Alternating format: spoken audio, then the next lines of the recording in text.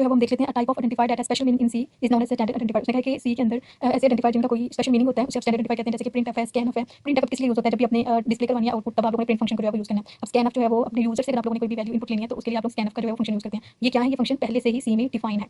उसके बाद है user identifier, type of identifier that is defined by the programmer is known as user identifier. उसने कहा है कि ये आइडेंटिफायर जो है वो जो प्रोग्रामर होता है, यानी वो जो प्रोग्राम लिख रहा होता है वो डिफाइन करता है, अपनी मर्जी से कोई भी नाम रख लेता है। जैसे भी हमने रखा था मार्क्स, किसी भी वेरिएबल का नाम जो है मार्क्स रखा अपनी सहूलत के लिए, ये है वो अपनी सहूलत के लिए ये नाम रख लिया, तो ये है user identifier. The user define identifier store data in program. अब उसने कहा कि जो यूजर डिफाइन आइडेंटिफायर वो क्या करते हैं? वो डाटा को स्टोर करते हैं, किसी प्रोग्राम के रिजल्ट को स्टोर करते हैं।